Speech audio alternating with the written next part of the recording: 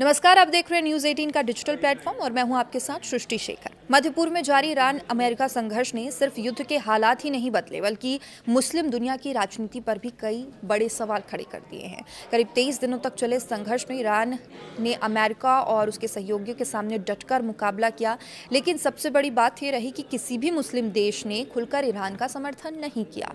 चीन और रूस ने भले ही नैतिक समर्थन दिया हो, भारत ने तटस्थ रुख अपनाया हो, लेकिन इस्लामी देशों की चुप्पी ने एक नई बहस को जन्म दिया है। और यही वजह है कि अब एक बार फिर इस्लामिक नाटो यानी मुस्लिम देशों के एक साझा सुरक्षा गठबंधन की चर्चा तेज हो गई है। क्या वाकई मुस्लिम देशों का अपना नाटो बन सकता है? कौन कौन से देश इसमें शामिल हो सकते हैं और इसमें मध्य पूर्व की राजनीति पर कैसा असर पड़ेगा, इस रिपोर्ट में पूरी तस्वीर समझते हैं। तो देखिए, ईरान अमेरिका युद्ध ने मुस्लिम दुनिया की एकता को लेकर बड़ा सवाल खड़ा किया। ईरान ने लगभग 23 दिन तक इस संघर्ष को खींचने की ताकत दिखाई, लेकिन युद्ध के दौरान उसे किसी भी बड़े मुस्लिम देश का खुला सैन्य या राजनीतिक समर्थन नहीं मिला। हालांकि चीन और रूस ने ईरान के पक्ष में नैतिक समर्थन जरूर जताया, लेकिन मुस्लिम देशों की चुप्पी ने ईरान को कूटनीतिक रूप से काफी हद तक अकेला कर दिया। यही वजह मानी जा रही है कि अब कई देशों के बीच साझा सुरक्षा ढांचे की जरूरत पर चर्चा शुरू हो गई है। रियाद में अहम बैठक हुई है। इस दिशा में पहला बड़ा कदम तब देखने को मिला जब तुर्की, सऊदी अरब, मिस्र और पाकिस्तान के विदेश मंत्रियों की बैठक रियाद से हुई।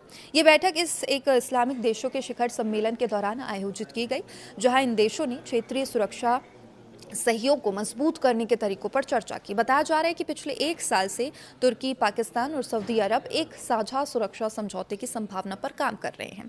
तुर्की की कोशिश है कि इस समूह को और मजबूत बनाने के लिए मिस्र को भी इसमें शामिल किया जाए। तो देखिए, इस्लामिक नाटो आखिर होगा क्या? तो विशेषज्ञों का कहना है कि ये गठबंधन पश्चिमी देशों के नाटो जैसे औपचारिक सैन्य संगठन नहीं होगा, लेकिन इसे एक ऐसे मंच के रूप में देखा जा सकता है जहां पर मुस्लिम देश रक्षा और सुरक्षा के मामलों में एक दूसरे का सहयोग कर सकें। पाकिस्तान के लिए ये पहल खास तौर पर अहम मानी जा रही है। विश्लेषकों का कहना है कि हाल के सैन्य तनाव और क्षेत्रीय सुरक्षा चुनौतियों के बाद पाकिस्तान ऐसी व्यवस्था चाहता है जिसमें संकट की स्थिति में उसे सहयोग और सुरक्षा का भरोसा मिल सके। तो देखिए, इसमें तुर्की का भी बड़ा रोल है। इस संभावित गठबंधन में तुर्की खुद को एक अहम नेतृत्वकारी भूमिका में देख रहा है। तुर्की ने पिछले कुछ वर्षों में अपने रक्षा उद्योग को तेजी से मजबूत किया है। ड्रोन तकनीक, मिसाइल सिस्टम, आधुनिक हथियारों के क्षेत्र में तुर्की ने उल्लेखनीय प्रगति भी की है। तो तुर्की के विदेश मंत्री हाकान फिदान ने कहा कि इन देशों को अपनी ताकत को मिलाकर क्षेत्रीय समस्याओं का समाधान खुद निकालना चाहिए। उनका कहना है, बाहरी शक्तियों के बजाय क्षेत्र के देश खुद अपने फैसले ले, और यही इस पहल का मुख्य उद्देश्य है। अब देखो, 4 देशों की ताकत, अगर इस संभावित समूह को देखें तो इसमें शामिल देशों की अपनी अपनी रणनीतिक ताकत है। तुर्की की बात करें तो मजबूत रक्षा उद्योग और आधुनिक सैन्य तकनीक है उनके पास। पाकिस्तान की बात करें तो परमाणु हथियारों की क्षमता पाकिस्तान रखता है। वही सऊदी अरब विशाल आर्थिक संसाधन और निवेश बहुत ज़्यादा है। मिस्र की बात करें तो अरब दुनिया की सबसे बड़ी आबादी है, मजबूत सेना यहाँ की मानी जाती है।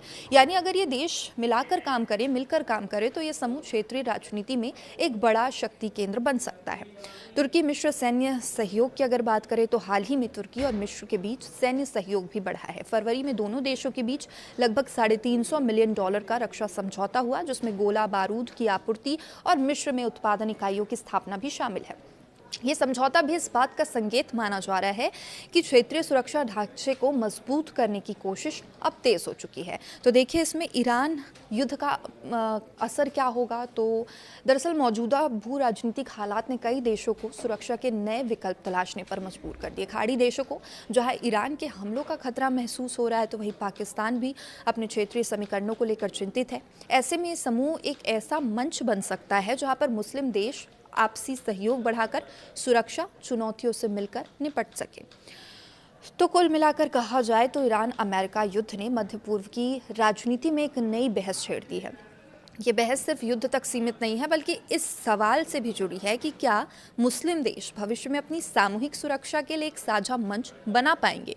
अगर ऐसा होता है तो ये पहल मध्य पूर्व की ताकत के संतुलन को बदल सकती है। वैश्विक राजनीति पर भी इसका असर दिखाई दे सकता है। तो देखिए, फिलहाल इस वीडियो में इतना ही। आप देखते रहिए न्यूज़ 18। नमस्कार।